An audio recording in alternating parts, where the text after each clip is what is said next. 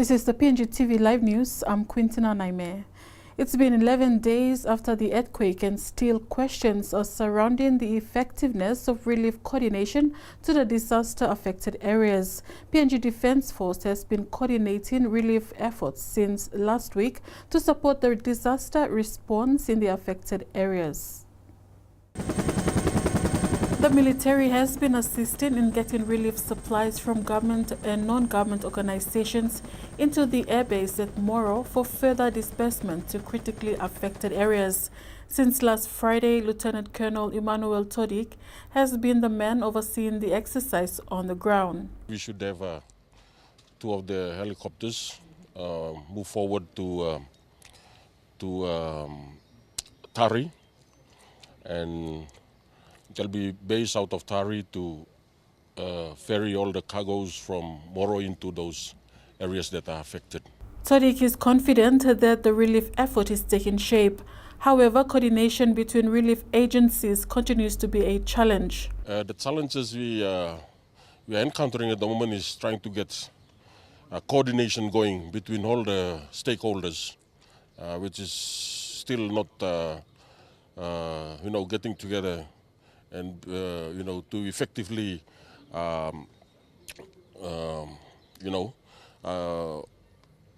operate as coordinated teams, so we can deliver those relief into the people that needs relief.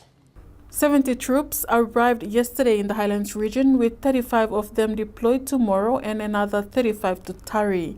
This is in addition to the 80 military already on the ground to support the local governments.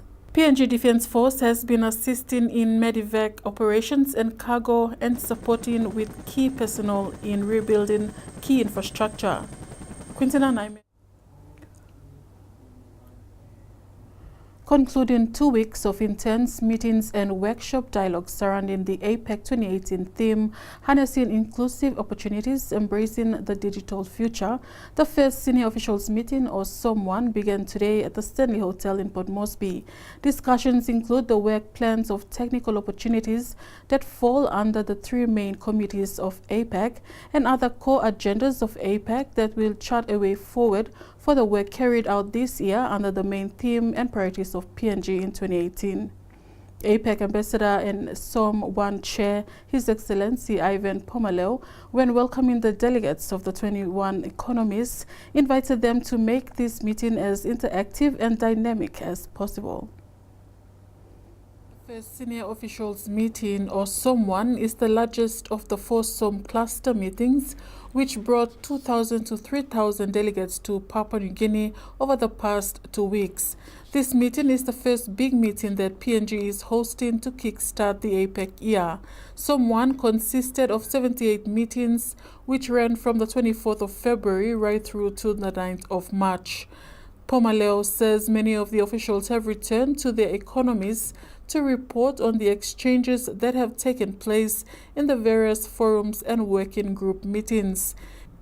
He told the delegates that as host, he hopes PNG has provided a conducive environment to harness the key discussions among the officials on various topics.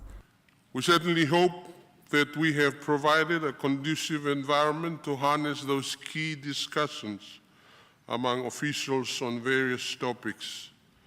And I look forward to our exchanges and, of course, the reports from the committees on the work that's being carried out in 2018 under the theme of harnessing inclusive opportunities, embracing the digital future. Pomaleo adds he continues to rely on the support to ensure they deal with pressing matters efficiently and identify future inclusive opportunities in order to meet the shared aspirations. This forum is important to all our economies, and we have achieved a lot and have been successful because of the great leadership of past hosts and the collective efforts of our 21 economies. There will be 2 more senior officials meeting during the course of the year, with the final concluding SOM4 leading up to the main APEC Leaders Week and Summit in November. Meantime, the senior officials of APEC economies have expressed their sincere condolences to the victims of the earthquake that have impacted the Highlands region. Senior officials from Australia, China, the United States, New Zealand, Japan and Indonesia, when conveying their sympathies, stated that their economies stand ready to assist PNG in humanitarian assistance, some of which are already on ground to those affected by the natural disaster that has claimed the lives of many and has left a devastating impact on the lives of thousands more.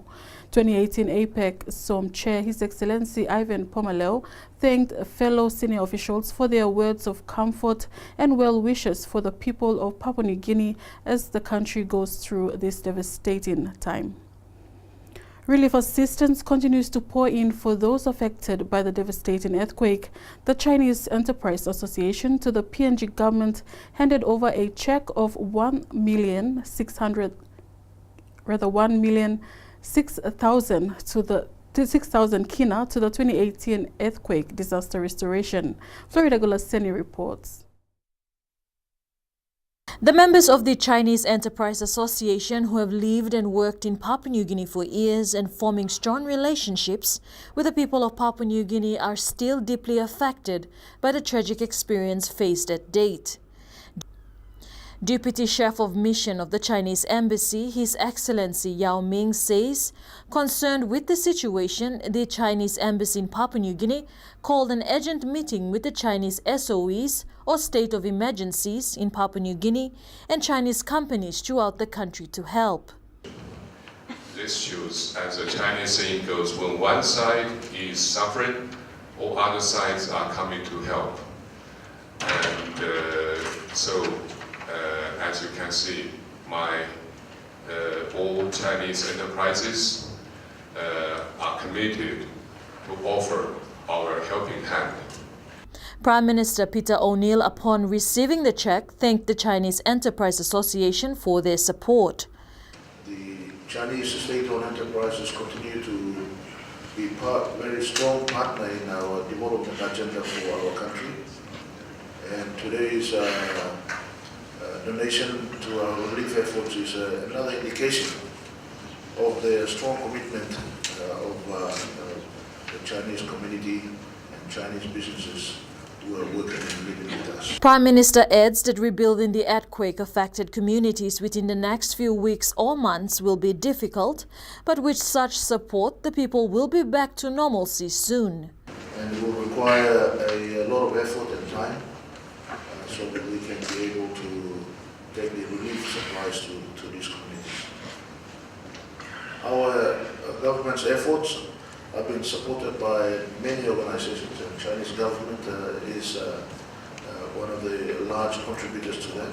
The Chinese Enterprise Association says they look forward to assist in any way they can to rebuild homes in the coming days and believes that with the leadership of the Prime Minister Peter ONeill, the people will rebuild their homes soon.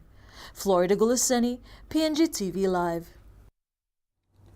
Meantime, Prime Minister Peter ONeill says the scale of the Highlands earthquake disaster is immense. Full recovery will take several years, while the immediate focus on the government remains the restoration of essential services. Florida Gulaseni with more. The Prime Minister led a delegation of senior disaster coordination officials, security personnel, and donor agencies to affected areas in the Southern Highlands and Hela provinces yesterday to oversee a deeper assessment of logical requirements. ONeill says there will be no quick fix. The damage from this disaster will take months and years to be repaired. He says the delivery of clean water, food and shelter remains our priority, as well as the restoration of other essential services, including electricity and communications. The Prime Minister thanks partners that are working with the government to deliver supplies, medical support and equipment. The disaster management team and the Papua New Guinea Defence Force are using helicopters provided by Oil Search and MRDC to deliver water, food and medical supplies, and many of these supplies had been transported by an Australian Air Force cargo aircraft.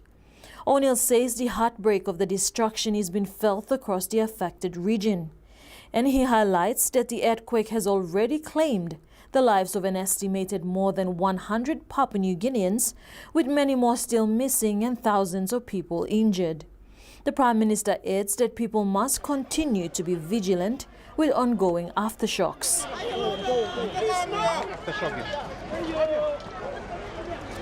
Florida Gulaseni, PNGTV Live. You're watching PNGTV Live News. More after this break.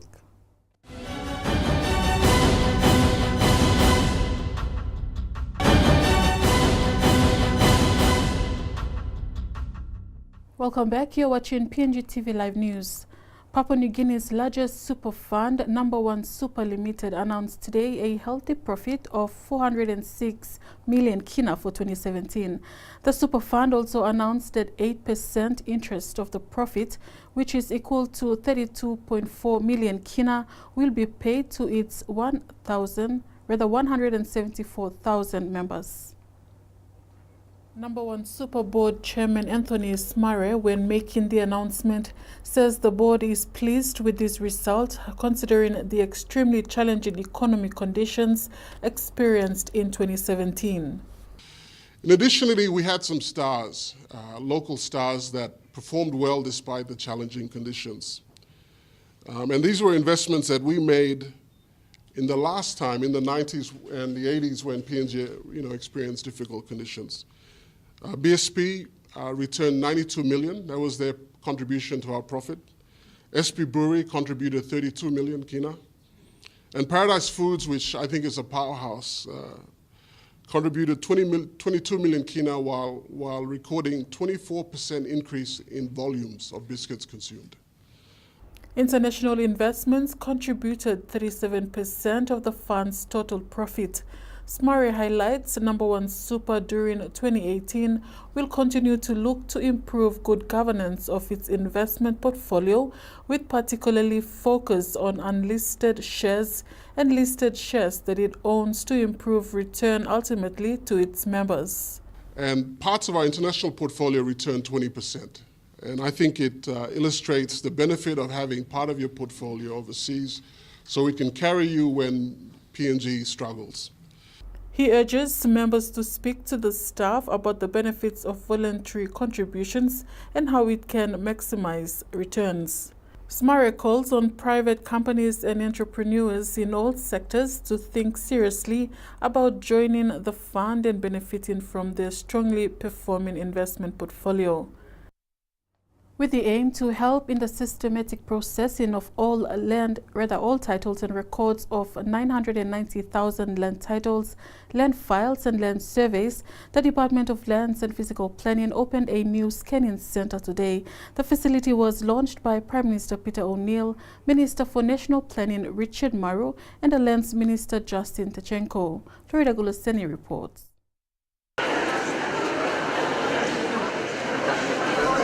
Minister for Lands and Physical Planning Justin Tachenko assured the Prime Minister in Papua New Guinea that seeing the new centre in process will see a huge improvement when it comes to issues regarding lands in the country.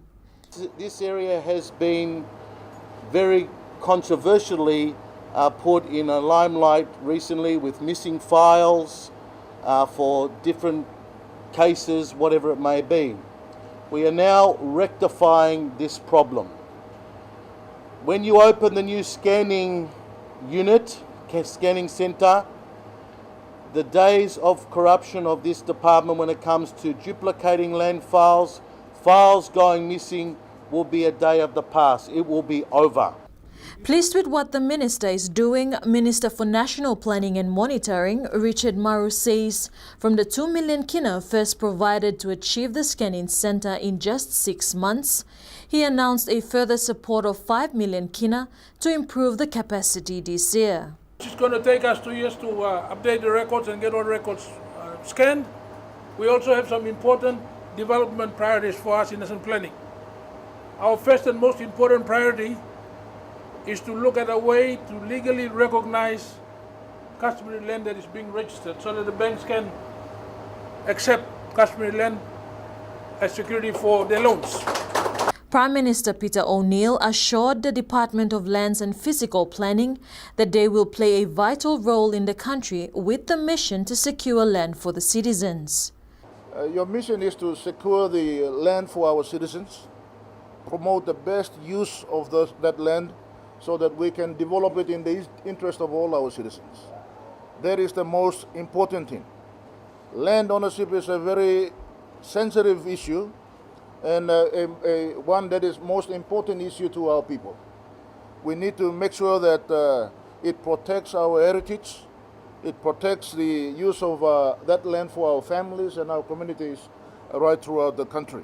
Prime Minister ONeill further challenged the staff to omit corruption in the systems and expose anyone with wrong motives who are there to manipulate and tarnish the process. Florida Gulaseni, PNGTV Live. The crime rate in Lae City is now manageable since the inception of the Sector Response Unit, the toll-free emergency number and other operational adjustments. Lae Police Boss Anthony Wagambi Jr. says the crime rate has decreased compared to 2 years ago. Florida Gulaseni with more. Wagambi says Police Sector Response Unit have been performing extremely well in supporting Lae Police, other police units and suburban police stations. The toll-free number is being utilized by the public to report crime, has ensured that the police operations room is manned 24/7 with officers attending to cases immediately. These are the work in progress and they are working along to improve their policing methods. This year, from the month of January, SRU has made 84 arrests, and for the month of February, 62 arrests. Wagambi says his directed suburban police station members have been conducting their own mini-operations like footbeat into settlements and so forth, and there is a huge improvement in the Lae City. He adds police have been making daily arrests for homebrew and drugs, which still remains a problem, and therefore he is calling on the Lae community's effort to address this issue. Florida Gulaseni, PNGTV Live.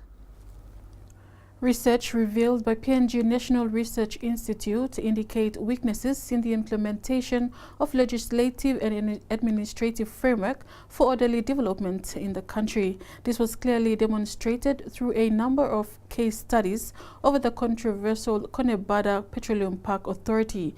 Today, NRI recommended the government in its National Executive Council decision to abolish the authority.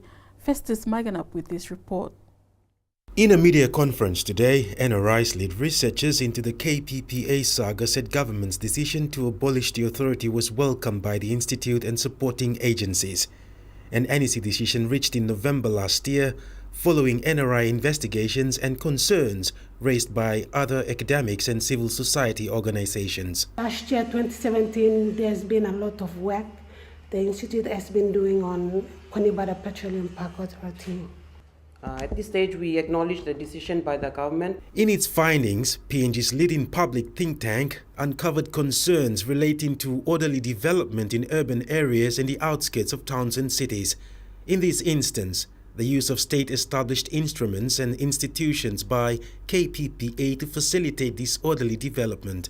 Among many other identified flaws, the institution questioned how the authority had been granted control over 23,000 hectares of mainly customary land and sea along the Port Moresby LNG project corridor, northwest of the capital city. In the Conebada Petroleum Park Act, it states that if any declaration of land that is to be administered by the authority includes any area of the PNG LNG project in that declared area, NRI has made further calls for the state to take control of the 23,000 hectares of land and sea, mobilize customary land within the gazetted area by encouraging orderly incorporation of land groups, and for the political leadership in Central Province to establish a provincial physical planning and land board to take custody. Meanwhile, the National Research Institute intends to communicate with all private developers who may have an interest in the Port Moresby LNG corridor to have a common voice, particularly in the area of trunk infrastructure provision. These private developers include, but are not restricted to, Catton Brothers, Puma Energy and PNG LNG. Festus Maigana, PNGTV Live. You're watching PNGTV Live News. More after this break.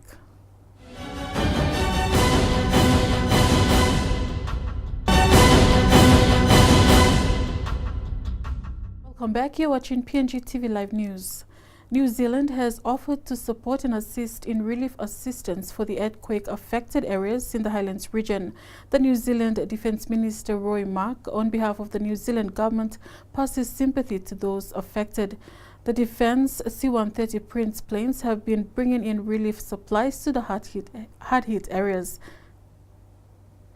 Can I take the opportunity on behalf of our delegation, the Prime Minister, the Right Honourable Jacinda Ardern, and the people of New Zealand to offer our condolences to Papua New Guinea for the loss of life in the earthquake and what we know tragically will be an ongoing series of major earthquakes subsequent to that one.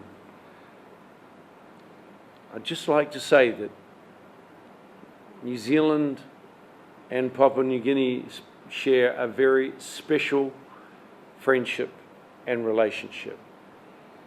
And we are pleased, more than pleased. We are happy to be able to support you in this time of need, because that's what friends do. Lae Police have issued directives for National Police reservists to cease performing police duties. Lae Police boss Anthony Wagambi Jr. says this is a previous directive from the Police Commissioner after the police review recommendations. Florida Gulaseni with more. Lae Police boss Wagambi Jr. says the National Police reservists were only recalled to duty for the duration of the national elections last year. These services were terminated right after the polling period, whilst a handful stayed on for the counting, and after that they were to stand down. Wagambi raised concerns that, however, some of them are still reporting to police stations or working in their communities without the command's knowledge and authorization. Therefore, as of this week Monday, directives have been given that no police reservists are to perform duties except for those that are on the MOU. MOU reservists in Lae belong to Romeo 14, which is a backup unit for the Footbeat Police, Unitec Reservist Unit, BSP Reservists, Trukai Reservists, and Lae City Council Reservists, and they have signed an MOU with the Office of the Police Commissioner. Wagambi says he is with the support of community policing efforts in engaging reservists and auxiliary constables, but it must be done properly, using proper screening and agreement as specified in the police review recommendations on reserve and auxiliary police. Florida Gulaseni, PNGTV Live. And to sporting news, Stand United will be the theme for PNG RFL sanctioned Rugby League events, especially the Digital Cup trial matches and round 1 of the Intrust Super Cup competition game this weekend. PNG Rugby Football League Chairman Sandy Zaka informed all games organizers to set up donation buckets at all venues and to observe a minute silence before each game to remember those who have lost their lives so far. Zaka says the earthquake disaster has seriously devastated people and provinces where rugby league is passionately followed. As a sport, they have to stand united with the people whose lives and homes have been affected. In Port Moresby, Croton Hela Wigman face PRK Gulf Iso in the Digital Cup trial fixture at 12:15 p.m. on Sunday at the Oil Search Football Stadium. This will be the curtain raiser to the SB Hunters Interest Super Cup season opener against Ipswich Jets, which kicks off at 3 p.m. At the Lae Rugby League Oval on Saturday at 2 p.m., Engamioks will play Mendy Murks in a Digital Cup trial match. On Sunday at the Lae Rugby League Oval at 1:30 p.m., Lae Snakes Tigers will host Goroka Lahanis in another Digital Cup trial match. Saka explains that these matches are dedicated to the earthquake disaster areas and all funds raised through the bucket donations and gates will be disclosed early next week. The Papua New Guinea Boxing Amateur Union has received 20,000 kina from the PNG Tourism Promotion Authority to host the Kokoda Cup boxing tournament this weekend. The tournament, to be staged at Lamana Hotel, is a lead-up to the Commonwealth Games next month on the Gold Coast, Australia. Boxers from the Commonwealth Games that include Papua New Guinea, Australia and Fiji. 5 of the PNG boxers, comprising of 4 males and a female, who will be fighting against the 2 countries, are currently training at the High Performance Boxing Center in Manila, Philippines. They will return tomorrow. The tournament features real Olympic-style quality fighting and is expected to be a good lead-up with quality sparring during the fight.